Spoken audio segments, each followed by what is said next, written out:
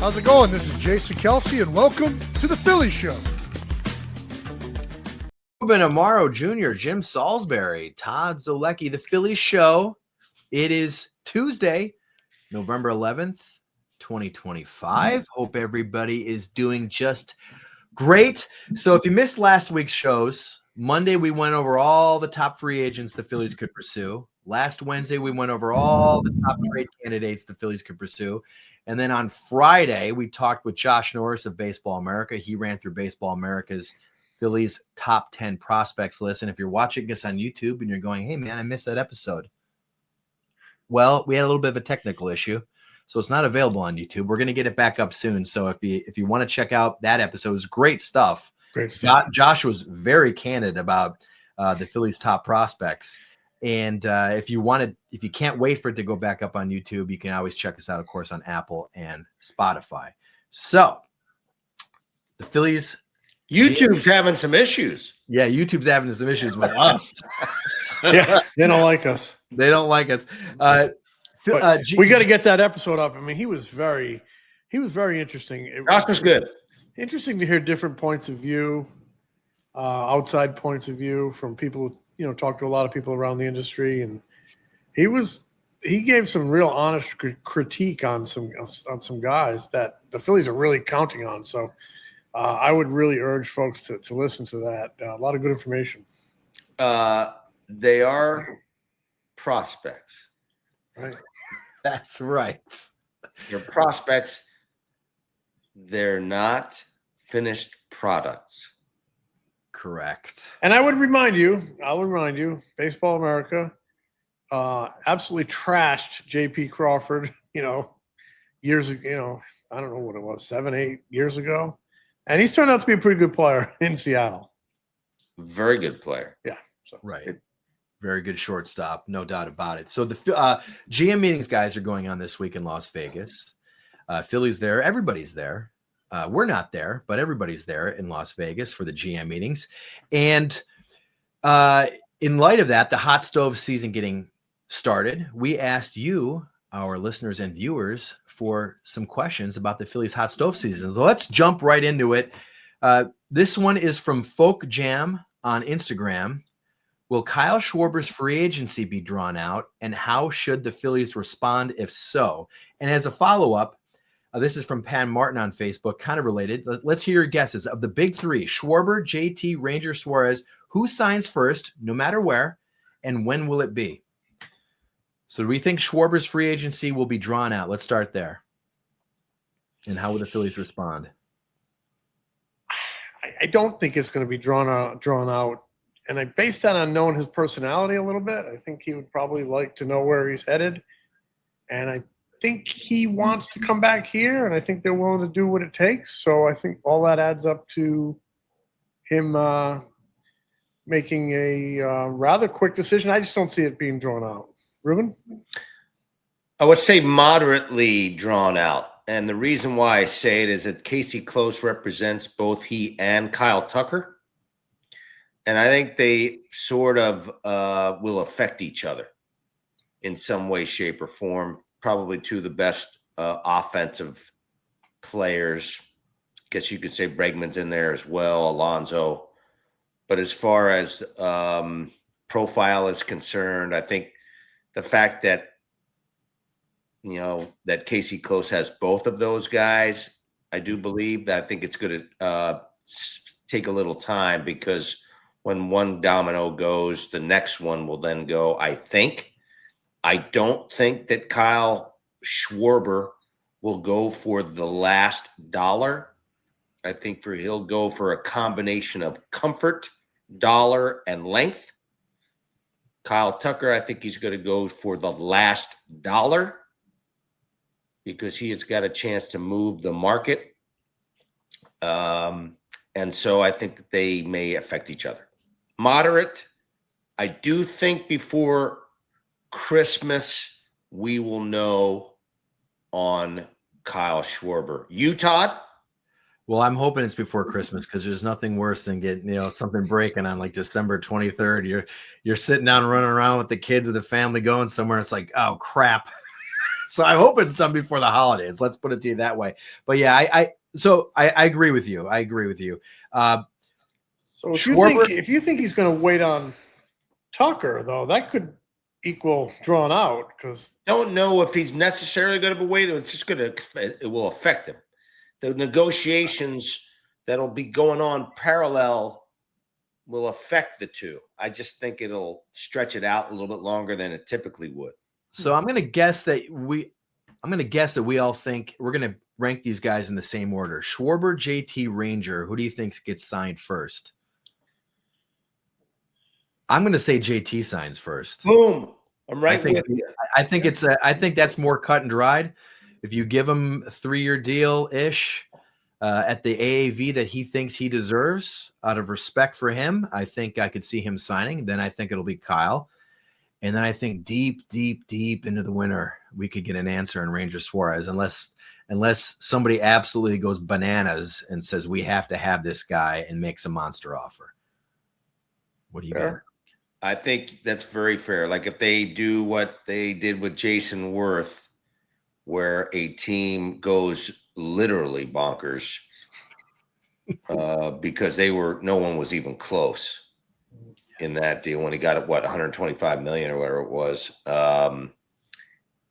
Boris isn't going to jump. Boris knew that was going to be a number that was way beyond everybody else. So they made the move there with Washington back then. I don't see that happening with Ranger Suarez. I think it's going to be way drawn out. I think Ranger's going to sign in like March. And I think JT is going to be the first, and I think Kyle's going to be the next one. I think JT will be done by just in between Thanksgiving and Christmas time. Okay. When does he typically go to Clearwater with his family?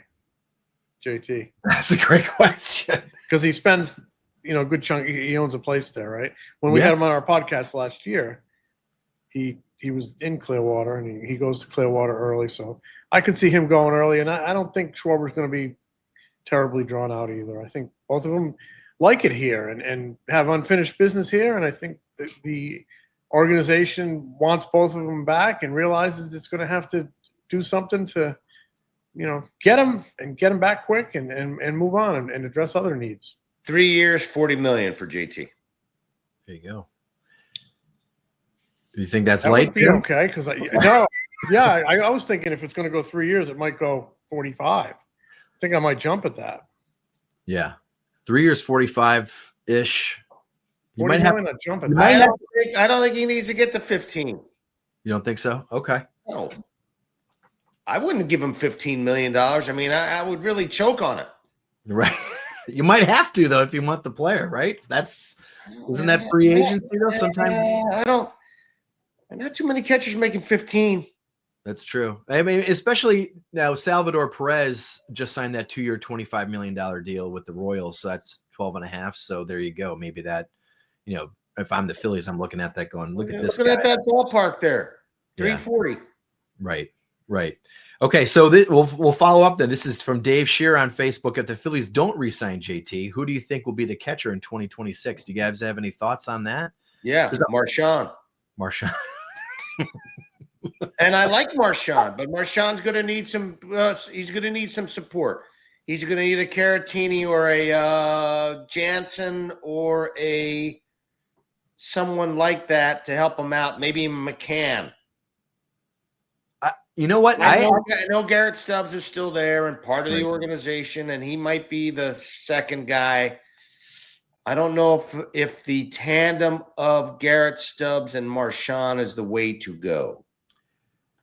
You know what's funny, Ruben? I've been thinking about this a lot. I feel the same thing. I think if they don't bring back JT, I don't like any of the options in free agency, and I don't know if I want to make a big trade. Adley Rutschman might be great, but it's going to cost you a ton, and I don't like that. So I might just go with Marchand, and like you said, maybe like a solid number 2 guy who maybe could elevate into a number 1 spot if Marchand gets hurt because he is injury prone. And I might go that direction and save those bullets, save those prospects, and save that cash for somewhere else on the roster. How about the Braves guy if they look to dump salary, Murphy? Oh, Sean Murphy, yeah, and the Braves would have to. They know that they would have that'd be pennies on the dollar if they. But I would sort of split Marchand and Murphy. Yeah, I just split Marchand the time. I mean, maybe I don't know whoever's playing better gets the bulk. I like Marchand. Yeah. I like him. Yeah, he can catch for me. How about this? Now let's okay. You love Marchand, Ruben. You love him so much. What if this is from Brian Riley on Facebook? If the Phillies re-sign JT, would you use Rafael Marchand as trade bait to help you get something? Of course. Okay, there we go. I agree as well. I'm on board with that. If you sign JT, I think somebody's got to like the way Marchand catches, man. That somebody's going to give him a chance to be an everyday catcher or a guy, a 2/3 catcher. Got it. I got it. Okay. Right. We will be back with more questions from you right after these words. Kratz Pop Quiz. What has 35 grams of protein, 6 grams of fiber, 27 essential vitamins and minerals, comes in excellent flavors like, of course, chocolate, vanilla, but chocolate peanut butter, my favorite. No added sugar, gluten-free, under $5 per meal, and is ready to drink. Go out the house, get yourself a Huel. Look at you. You even have one right there. Ready to smack that, John? Chocolate peanut butter, chocolate, and vanilla. Deliciosos. Also, there is a new Daily Greens ready to drink. 42 vitamins, minerals, and superfoods. Only 25 calories on that one. 4 grams of fiber. There's flavors like blueberry, apple, peach. Huel makes healthy eating simple. They also just launched into Target stores nationwide. Try both products today with 15% off your purchase for new customers with the code FOUL at huel.com/FOUL. Use that code FOUL and fill out the post-checkout survey to help support FT. All right, we are back. Don't forget, if you're watching us on YouTube, and this episode will be on the air, don't forget to hit the subscribe button to help support the show. And don't forget to check out the phillyshowshop.com. And hey, guess what, guys? I don't know if you guys know this, but we finally have hats available. We got trucker hats, we've got fitted hats, and we've got knit hats because it's getting a little brisk outside in Philadelphia, my friends. Yeah. So get your Philly Show hat. You will look just so nice when you're snow blowing this winter, dropping the salt on the driveway so you don't slip and fall. So, okay, here we go. This question is from a legitimate CK on X. I loved the trade episode last week, but due to how the current prospect pipeline is for the Phillies, is it fair to suggest we'll try not to include guys like Aiden Miller, but instead try to use players like Alec Boehm and Nick Castellanos? If so, I can't imagine us having many strong trade talks or big time trades. Well, on the big league roster, I think Boehm will be dangled. I think doesn't mean they're going to move him, but they would be willing to. I think same thing for Stott. I think they'd be willing to. Same thing with Marsh. Same thing with Marsh, and you're going to be protective of Painter. You're going to be protective of Miller. But Arun Escobar could be a guy that he's farther away, but he's apparently a hell of a talent. Dante Nori could be available. There's some guys on that top 10 list I think they'd dig into beyond the top couple.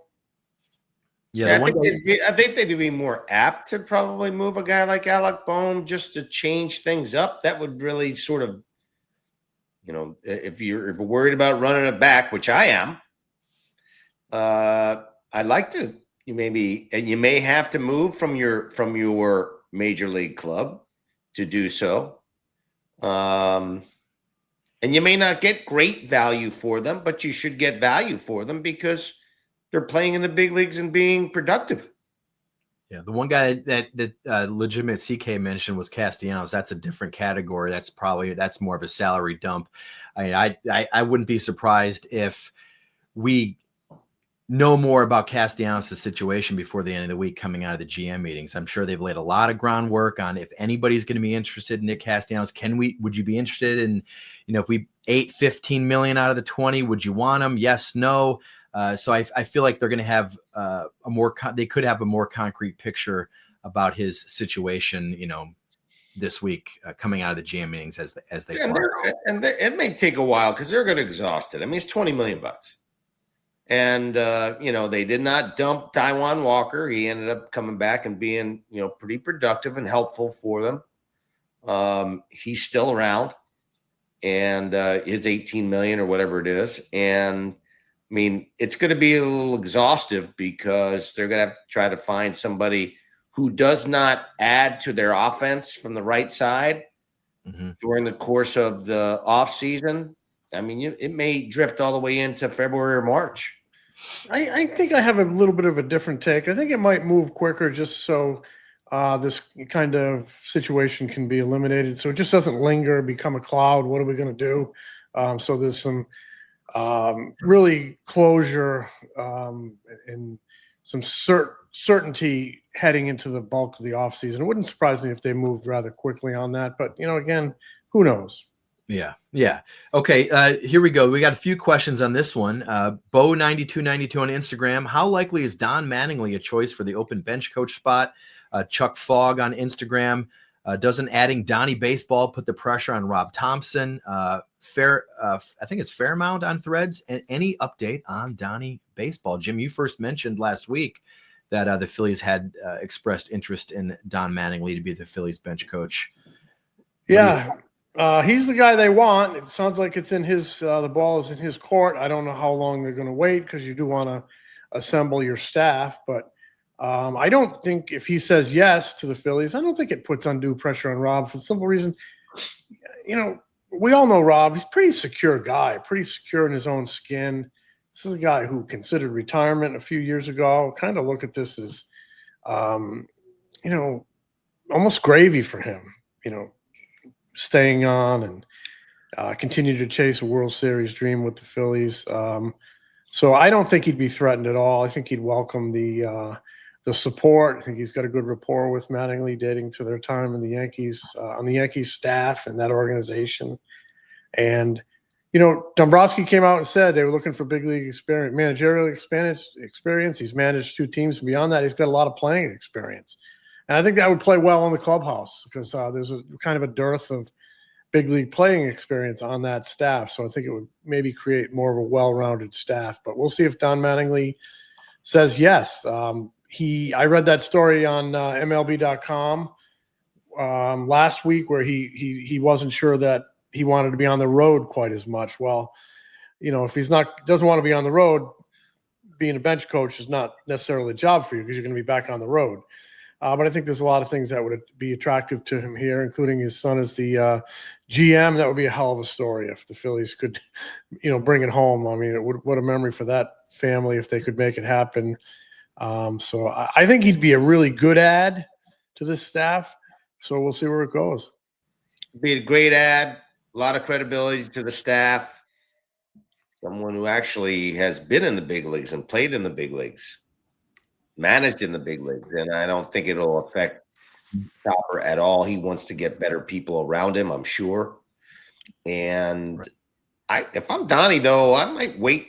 How many openings are there still? 1? Colorado? I think that's the only one left, right, Todd? Colorado, yeah. But he has said that's not. I mean, listen, maybe not ideal, but was he around when DePodesta was there in L.A.? Was he with the Dodgers at that time? I'd have to look. He might have been, but go back. I don't have to go back and look at that. So maybe it might be of interest. They might have crossed paths. I don't know if that's DePodesta's flavor, but I don't know if it's Don's flavor. Yeah, I don't know if going to Colorado. I guess I should flip it. I don't know if he's Donnie. He's Donnie's flavor, but there's still a job out there. Right. I would assume it would go to a very young, analytic type of manager. If I know how Paul DePodesta sort of works, I would assume that's going to happen. But you never know. And but he'd be a great add to the organization. I loved him as a manager in Miami. I think he did a hell of a job there. And nothing but positives to have a guy like Downey around. He has kind of indicated, I mean, I think actually more than kind of, he's indicated that Colorado probably wouldn't be a fit given that they're in a pretty serious rebuild. They might want someone younger. So I get the feel that if he continues in uniform, it's going to be with the Phillies, but who knows? Okay, this is from Michael Atz on X. And we talked a lot about free agents on, again, last Monday. So check out that show. If you were the GM, besides any of the Phillies' current free agents, who would be the one guy you'd try and get to improve the team? A lot of factors at play here. Like what, are we saying unlimited budget? Are we saying, you've been instructed to not go more than 2 years? No budget. No budget. Okay, no budget. Let's go no budget. Okay. No budget? Is Tarek Skubal a guy or I'd probably He's go. not a free agent. Free agent. Then I'd go Bo Bichette. He'd be the guy I want. Really? Number one? Yeah, he's younger than all those other guys. I need That's to get true. some youth on this team, and he's a really good right-handed bat. He'd be my number one choice. Don't get me wrong. I love the makeup. I love a lot of things about the young man. Who would be yours? Who's yours? Alex Bregman. Bichette's like 4 years younger. It would I don't really. care. I don't give a shit. I like Alex Bregman. I like Alex Bregman. I like him. I like him because he's a winner. Wow. Yeah. I mean, that's tough. I like I like Bo Bichette for the same reason that he's younger. I like the fact that he's a 300 hitter. I like the fact that he could maybe play some second, maybe play some third. Obviously, he can play some shortstop. He's not going to play shortstop, but either one of those guys would be absolutely fantastic. But I like definitely either of them would help. Okay, this is from Pete Alonso, huh? Well, Pete Alonso, I need to figure out the other moving parts because I don't know. I really want Schwarber back, and now there's my DH spot. So if Schwarber goes somewhere else, I'm all in on Pete Alonso because now you got a right-handed hitting DH who's going to pop the ball out of the yard, and but as they currently stand, I probably would lean toward Bo Bichette. And the more I think about it, I'd probably stick him right at second base. And I know we both like Stott. We all like Stott's defense. He might have put Stott at short and put Turner in center. A lot of things you could do. Hey man, if I had my druthers, that's the way I would go. I would sign Alonso. I would sign Bichette, and I would move all those guys all over the place. I would take the second baseman and move him to short. I would take the shortstop and put him in center. I would take the first baseman and put him in right. And these are all things. That's what I would do. But so without, I don't know that they can do two big tickets, Bichette and Alonso. But I mean, we've talked about this. They don't have Schwarber. But I do like the idea of Bichette at second, putting Stott at short, and saying it's time to go to center field and solve a lot of problems out there, Trey. And Trey had a really good year defensively, man. Don't get me wrong. But that would solve a lot of shit. Yeah, it really would. And this is from our buddy Pat Kreitz on Blue Sky. And this is, I don't know, kind of it's related. So after talking through all the trade candidates, free agent signings, potential minor league call-ups, who is the single biggest difference maker you think the Phillies will realistically add to the big league roster in the 2026 season? Realistically. I don't know how realistic Bo Bichette is or Alex Bregman is. Depends on your point of view, I guess. I think it's realistic that they could sign them. I guess, does that mean realistically mean most likely? I think Bo Bichette is probably the most realistic guy they can get, believe it or not. Of the big ticket guys. With the addition of JT and bringing back Schwarber. I think I don't know if they have the budget to do it, but that's the most realistic big ticket guy. Yeah. Realistic could be a guy on a 1-year deal. Or a 2-year deal, a reliever on a 2-year deal. But I don't know. We're thinking along those lines. We're thinking bigger.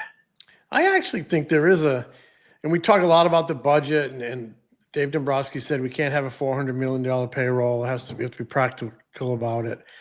And Schwarber's going to be a big ticket. Real Muto's going to be a significant ticket. But if you kind of look at this, where if they could move a Bohm, that would be like a $10 million savings. If they could move a Stott, I'm not in a hurry to move them, but I'm just saying if that could be like a $7 million savings. They're bringing back Alvarado, Thunder from the left side. Maybe that puts a guy like Matt Strom in play. Another, what was that, $7.5 million? 7.5. So there is ways to shed some payroll, get some flexibility. Then it becomes up to ownership, as they have done in the past, to react to a particular opportunity and inch it forward or nudge the payroll forward and try to make that opportunity happen. I've seen it happen before. When Ruben was there with Jim Thome, that was the opportunity. They nudged it forward. More recently, Nick Castellanos, he's still out there. Dave goes to John and says, hey, we can get this guy for $20 million per. Boom, they nudge it forward. Suppose they can clear a little bit of payroll, and then you can nudge it a little bit, get a guy like Bichette, and then next year you got $38 million coming off the books in just two players. Maybe it all becomes more palatable over a longer term. I don't know, but I think it's certainly something worth thinking about. Yeah, you'd have to swallow hard on this year because every dollar you're over that fourth luxury tax number you're taxed at 110%. So, and the players don't care where they get when they get their money, so they could move the money around to sort of make it more palatable, as you said, Jim. If Bichette is a $20 million a year guy for 4 years, I'm just throwing out that number just to chat about it. They can give him 10 million in the first year and 25 in the next 3 or whatever, something like that. I mean, that's the idea. To try to give themselves a little relief cash wise in the first year. So this is related. Dovetails nicely. Post 224 baseball on X. The estimated payroll for the Phillies in 2025 was $290.3 million. For 2026, does that number go up, down, or stay close to the same? It's going to be 300 million, 310. I think it goes up. I think they've already indicated it's going to have to go up. So yeah, it goes up. If they want to win, it's going to go north. Yeah, it has to go north. I mean, especially because Schwarber's going to be making more money. JT's not. I mean, his AAV might be down a little bit, but they still have other things that they need to do. So I think there's no way it goes down. There's no way it goes down. I don't think that they're going to be able to justify that and think that they're going to be able to win. Okay, let's see here. Ball go boom on X. Why do you think Dave stopped spending as much money in free agency after 2023? From 2022 to 23, they got Castellanos, Schwarber, Strom, Walker, Trey Turner. Since then, their free agent offseason signings, re-signings have been Merrifield, Nola, Kepler, Romano, etc., etc., etc. Economics 101, bro. Yeah, exactly. That's exactly what it is. I think he was told last year you can't go much further north, and so goodbye. With this kind of payroll, we should be good enough. And in that time frame, they did Wheeler and Nola, two significant. Yeah, you're right. Contracts. I know they were in-house, so it doesn't feel like they made the big splash. But they made so many big splashes leading up to it, and there's only so far you can go. They're not Steve Cohen, and they're not Yankees, and they're not the LA Dodgers. It's as simple as that. They can't drive the revenue that some of those teams can drive. Right. Schwarbaum on X is not happy with Dave Dombrowski. He says, we see the Dodgers win back-to-back and yet still rumored in every big trade free agent. Aside from Duran and Jesus Luzardo, why has Dave done nothing to improve this team? Feels like he's gotten complacent with fringe pieces instead of trying to put them over the top. I mean, I think you can definitely say that they whiffed last offseason other than Luzardo, the 3 free agent signings. None of them worked out. And anytime you sign a guy on a 1-year deal, you are rolling the dice. There's a reason why you can only get him on why you're signing him to a 1-year deal. It's because there is a ton of risk involved. And they went 0 for 3. They went 0 for 3 on all those guys. I know Max Kepler did okay toward the end, okay-ish. But Romano was a bust. Joe Ross 0 for 3. You were absolutely right. 0 for 3. We all thought that they were going to be contributors, and they really weren't. Yeah. So I mean, if you're going to limit yourselves to guys on 1-year deals, it happens. Yeah. That's why that's called low risk, high reward. Correct. A 1-year deal is low risk, high reward. So They didn't reward. they did not reward the Phillies. Jesus Luzardo rewarded the Phillies. Yes, they did. I'd have to look deeper into this, but I think the name is M Chiatis4 on Instagram says, what kind of contract do you think Jesus Luzardo will command next offseason or even this offseason if they think about signing him to a contract extension? He'll be watching. I think it's going to be determined by what kind of year he has in 26. But he's rooting. But he's rooting for Ranger. Yes. Jesus Luzardo is going to be rooting on Ranger, going, I think you should hold out a little longer, buddy. Yeah, he's going to be watching Rangers deal and any applicable lefty. He's going to surpass Rangers deal if he comes up with another 190 innings. I will tell you that.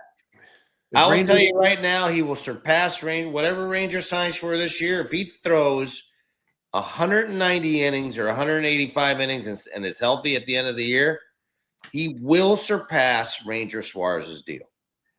Just say, for instance, Ranger gets 6 years, text Jesus around Christmas time, and he goes, hey, I got 6 years, 150 on the table from somebody. And Jesus is going to text him back, go, I think you should wait a little longer, see if you can squeeze a little bit more juice out of that orange, my man.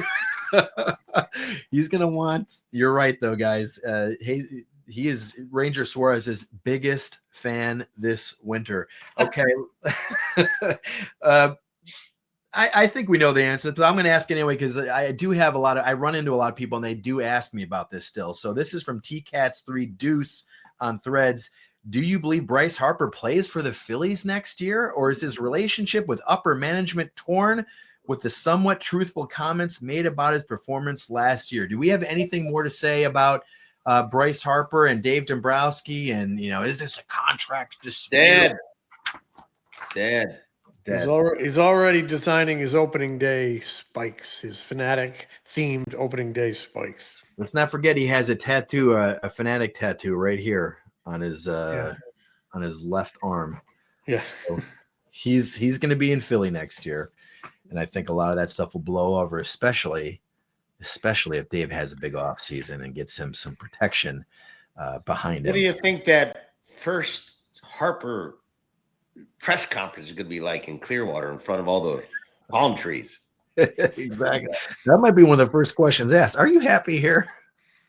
No doubt about it. You surprised you're back?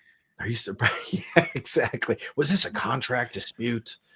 Okay. Let's see here. Oh, I don't think it had Dave's comments had anything to do with the contract. Totally. Because this contract extension, if it ever comes, it's between ownership, Bryce, and his agent. I think it zooms past the GM, president of baseball operations level. I think it's like, okay, this is your baby. That's why I don't think there was any conspiracy that Dave went down there and was trying to subtly send a message about a potential extension. I think it's above him. Absolutely, 100%. Dave did not go out there that day at that press conference and go, I'm going to ding Bryce because there's a contract dispute about this contract extension. That is so dead wrong. Dead nuts wrong. Dead nuts wrong. It had nothing. He was being honest, candid, however you want to call it. It had nothing to do with, Scott called me up yesterday and says he wants a 3-year extension, and I'm going to go and rip Bryce to send him a message that this extension is not happening. Never. Could not be further. Scott wouldn't call Dave on that. No, exactly right. He's going to the big man upstairs. Absolutely. Okay, let's see a few more here. This is people kind of forget he's on the roster. This is from LDS Arabia 71 on Instagram. Is Johan Rojas worthy of another shot? Where does Johan Rojas stand? If the Phillies get rid of Nick Castellanos, either they trade him or release him. There's only 3 players listed as outfielders on the 40-man roster: Brandon Marsh, Weston Wilson, and Johan Rojas. I mean, you could throw Otto Kemp in there as well. Is Johan? He's the fourth outfielder, 4th or 5th outfielder. 5th for me. Yeah. There you go. Guy can run down the ball, maybe steal a bag late in the game. Good pinch runner. He's having another pretty good year in winter ball. So, and you may be able to move him for somebody. You never know. You never know. Exactly right. What is the plan if Painter and Griff McGarry make the team? And this is from Mark Lockhart on Facebook. He says, I'm sure they will make the team. Well, I think Andrew Painter will make the team, but I'm not sure about Griff. I'm not sure either one of them are going to make the team. The plan, if both of them make the team, is to do backflips because that means they threw the crap out of it in spring training. They look great. But Griffin's not going to make it as a starter unless the scary part about it is that would scare me if he's making the team because that means people are breaking. Yeah, but if he comes down there and throws, he's going to be in the bullpen, man. Yeah, in the bullpen. That's what he's a reliever now. But it's time to find out. If he can get here, that would be great. That would be great if he enough strikes and they have confidence that he can make the team. Yeah. That doesn't mean he's going to stay on the team and be effective, but that'd be great. Be great if he finally could throw enough strikes. It'd be great if they could get something out of him because it is an unbelievable. They can hold him off until Gage is ready. Gage Wood. Ooh, yeah, there you go. Go check out our episode again last Friday. Baseball America's Josh Norris talked a lot about Gage Wood. He says he's kind of I think the word was in a good way, a psychopath. Is that right? Am I remembering that right? I loved it. That's right. He's like, in a good way, And I get it. Like Max Scherzer, in a good way, psychopath. Gage Wood, psychopath. So that can be good if you harness the psycho in you properly. And you channel the path. Yes, exactly right. Exactly right. Okay, a couple more. Oh, this is from Flips to Stock on Blue Sky. He says, what does Ruben mean when he says they've been, quote, the Phillies have been, quote, operating over budget? Did the Phillies actually lose money this year? Yes. The answer is yes. Hundreds of millions. Yes. I mean, I've been told that. They have been for many years. As far as just, bottom line numbers, yes. The value of this franchise continues to increase. So you can argue one way or another, but as far as cash is concerned, actual money, yes, they've been losing money. Yes, losing it. And that's why you they're not the Dodgers, they're not the Yankees, and so when their you're talking about costs are enormous compared to their revenue. Enormous, ginormous. Okay, and then this is one from our friend Sixto. He goes, he wants to know. We haven't heard from Sixto in a while. He says, what do we think about Trey Turner's likeness in this Hallmark Christmas ornament? Look at this Christmas ornament he saw. Let's see, you got a oven mitt cooking cookies or something? That's a sliding mitt, Jim. But look at the face. Does that look like Trey Turner to you? Like I can't. Nah, it looks like somebody else. It's like is that Ruben? Doesn't look like me. You know what I'm thinking? It might look like Sixto.